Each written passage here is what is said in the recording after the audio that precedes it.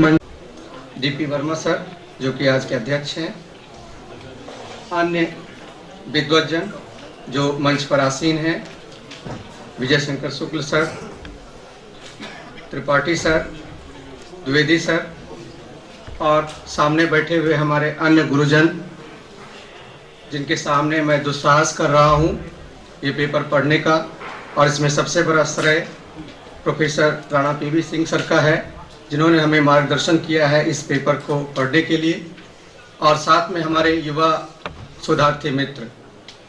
जो आज हमारा जो टॉपिक है जो आपके सामने, चूँकि ये इंग्लिश में है, मैं कोशिश करूँगा कि द्विभाषीय माध्यम से आपके सामने अपनी बात को रख सकूं। और मैं आरंभ करूंगा अपनी एक बात से। आप सबों ने कल से ही सुना है काशी के विभिन्न पहलुओं के बारे में, इसके घटकों के बारे में, संस्कृति के बारे में, विरासत के बारे में, और इस विरासत को जो हमारे काशी के क्षेत्र से बाहर लेकर के जाते हैं और उसके माध्यम के रूप में जो हमारे कल्चरल ब्रोकर हैं, जिसका कि ये नाम आशा डोनर ने दिया था, परंतु मेरी नज़र में ये कल्चरल एम्बेसडर हैं जो हमारे इस विरासत को दूसरों के पास पहुंचाते हैं। तो मैं एक सेंटेंस से शुरू करना चाहता हूं। Kashi which has not developed as a major pilgrim center of Hindu from time immemorial and a key destination for the foreigners to search for the true soul of the Indian culture. But it is incomplete without focusing the role of our boatmen, boat manufacturing technique and their cultural context.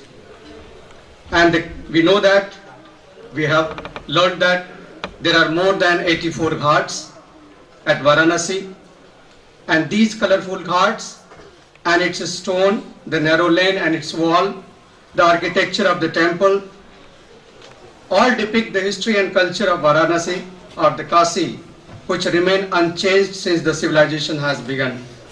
And in this scenario, the boatmen of Varanasi, they play an important role to the various types of visitors of the city. And whosoever comes to the Varanasi, a ride in the boat on the Ganga is essential for the visitors to take the essence of Varanasi. I will be, next slide please. Next one please.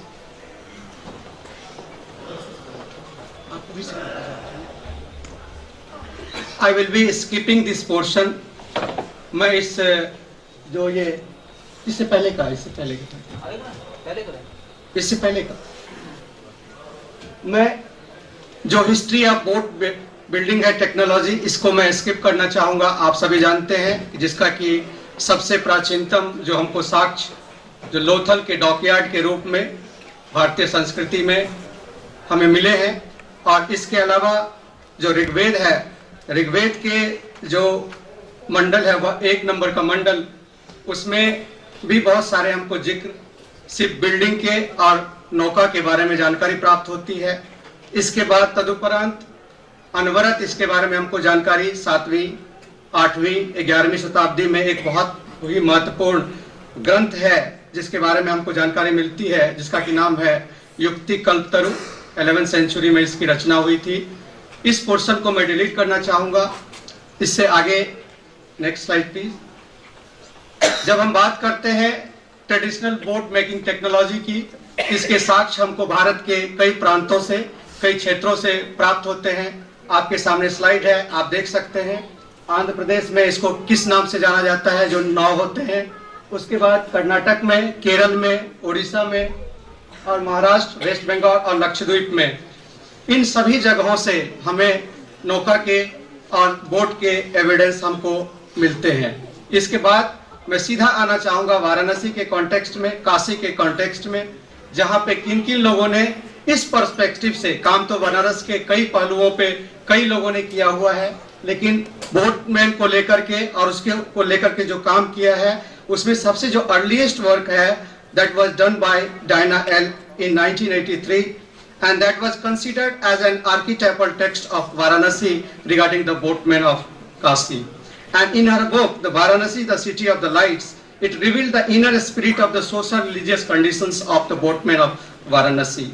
And next, the Asa Doron, she was another pioneering anthropologist who has done an extensive fieldwork in Varanasi and has published some excellent articles on the various aspects of Varanasi's boatman.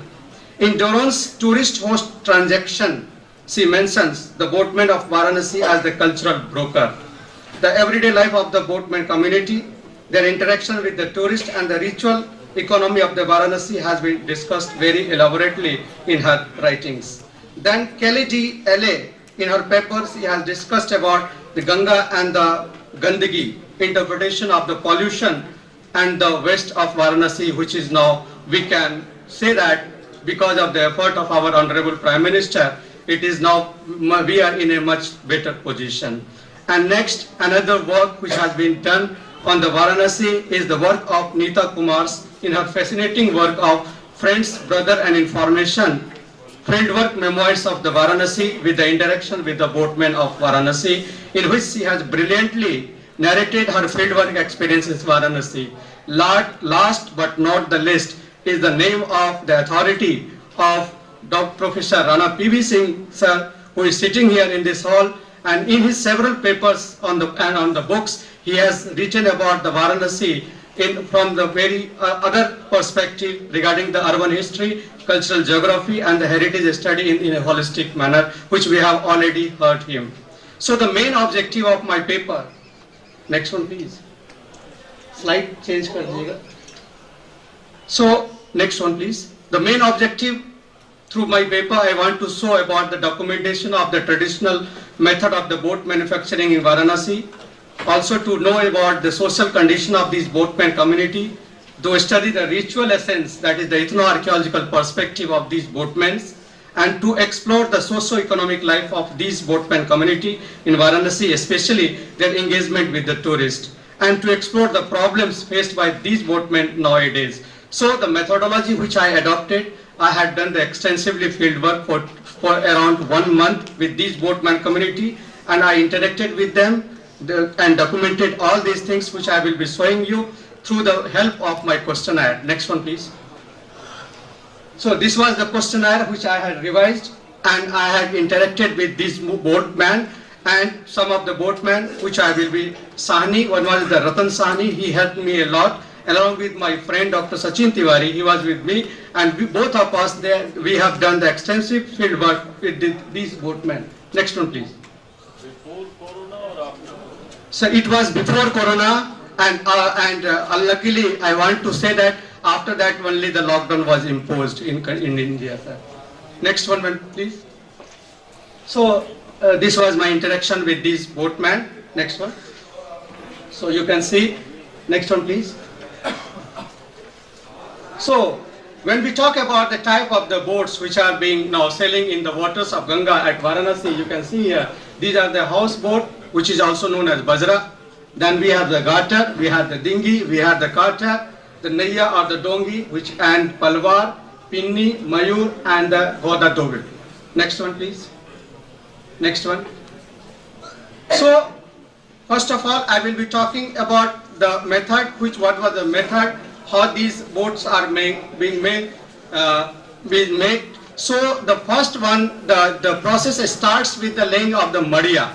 I will be talking about the different parts of these boats, and this Madia is also known as keel, and keel is the foundation beam of the boat, and the massive piece of the wood is supported on a branching stern about the foot above the ground at both ends. And this is a step to take to Banta, next component of this boat. And then we have the Sikka, which is also known as a stern, that is the pointed front part of the boat. And then all these are made up of the massive pieces of the timber. And the keel is laid first, and later the guddi or the plank or the ribs are attached. And usually for the keel and the stern, one single piece of the wood is always used. And the planks are then fastened horizontally on either side of the keel. And the planks, they are joined edge to edge. Then is the darga or the rudder, which is a flat board piece of the wood, which is mainly used for getting the forward lead to the expected direction, and is not seen in all traditional crafts. And in some craft, the rudder is replaced by the paddle or the oar, and which functions as a radar. And then paddle is a short oar with a broad blade at one or the both end, and oar is pole with a flat blade used in rowing. So these are necessary for a straight and the swift movement of the boat. And generally all the ships use the wind power, and in the ship the mast is fixed on the ribs above the keel, and the mast is made out of the timber tree, but the builders prefer to the bamboo piece because of its suitability to make a mast long and strong. Then is the pall or the sail is a sheet of the canvas spread to catch the wind and move a boat forward. Next one please. Next one. Next one. I have already discussed all this. Next one. So you can see here, these are how many number of the pieces are being used for constructing all these different part of this boat. You can see here, in case of Maria, which is also known as the keel, it uses the 26 number of these pieces of the wood. And the cost, I have also given the cost of all these making of these boats. It is around 500 to 700 rupees, and as per the requirement of the cost of the wood.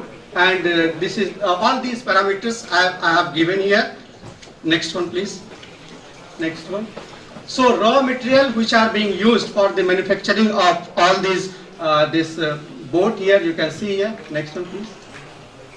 So these are the different parts of the boat which you can see here with different nomenclature. आप इसको देख सकते हैं इसको कि कैसे बनाते हैं, और इसके आप डिफरेंट स्टेजेस मैं आपको दिखाऊंगा. Next one. ये देखिए कि ये जो डिफरेंट पार्ट जो अभी मैंने बात किया आपको, गुड्डी किसको कहते हैं, सिक्का किसको कहते हैं, बनता क्या होता है, गोला क्या होता है, चपकन क्या होता है, दरगाह क्या होता है, भटकारी क्या होता है, ये सारे इसके बारे में डिटेल हमने जैसे चर्चा की है अपने पेपर में. Next one. सो ये देखिए. Next one please. सो सबसे पहले creating of the frame of the boat, जो फर्स्ट स्टेज होता है आप ए में देख सकते हैं. बी स्टेज में देखिए इसका जो मिड फेज होता है इसको बनाने का, और तीसरा जो फेज होता है उसमें coating of the coal tar over the nail and the cracks. You can see. Next one. And these are the different stages for the manufacturing of this boat. You can see. Next one please. So you can see here, after the whole wooden work is open to the square for drying purpose, and then back view of the same boat is there, then coal tar is being applied, and polish is also sometime given on these boats. Next one please. So now we have seen all these things, but the most important thing is the associated ritual while they are making these boats. We know that these boatmen of the Varanasi, they are practicing some rituals which were related to their occupation. And Vishnu Nisha, which was the person who gave me the information, he informed me that they believe in the concept of Sitla Mata or Ganga Mata or Hanumanji or Kevat Raj. And among this, the Nav Puja is the most important, famous for their manufacture. When they start the manufacturing of these boats, जब वो अपना आरंभ करते हैं बनाना, तो सबसे पहले वो लोग अपने जो है नाव की पूजा करते हैं. और वो कैसे करते हैं, उसके लिए वो सबसे पहले आटे की पूड़ी, गाजर का हलवा और चावल को लेकर के वो प्रसाद बनाते हैं, और वहाँ वो रखते हैं जमीन पे. वहाँ पे पंडा जी को बुलाया जाता है, पानी छिड़कते हैं वो लोग, और उसके बाद जो है सो वो अपना काम जो है सो आरंभ करते हैं. And they also take sacrificial things which I already told you. Then all these people, they gather into the boat, and boat start to reach to the opposite side of the Ganga. तो दूसरी side जो रामनगर की side का तरफ है वहाँ वो लोग जाते हैं. And in the opposite side of this Ganga, they make the statue of Lord Shiva, and the Lord Shiva with the help of the sand, and they worship that statue, and thereafter they come back to the main ghat where they start worshipping the Lord Shiva. And at last they go to the Sitla Mandir temple, and they worship their goddess Sitla. And according to some other boatmen which I interacted, they also worship the Kevat Raj on that day, because they believe that the Kevat was their god, and because it was believed that the Kevat helped Lord Ram to cross the river in his boat for the first time, and so he is considered to be the Nav Devta for these boatmen. So coming to the conclusion, what I wanted to say through my paper, you can see here. Next one please. Next one. So this structural change is always nowadays it is emerging very rapidly in the social structure of these boatman community, and the entire boatman community now it is facing the problem of economic crisis, and because of this they have changed their livelihood, and now they are going abroad from this place, and because of the lack of the government intervention also they have enlarged the vulnerability of this boatman community. And because of this absence of this government measure on education or the health for these their children or their family member and the women of these boatman community, now they are in the verge of extinct, or I don't know what will happen now future after this construction of this corridor, and I think it will be boosted now. And this study now that suggests that a proper development scheme for these people regarding in terms of the socio-economic condition of this boatman community should be taken by us, taken by the government. Thank you very much.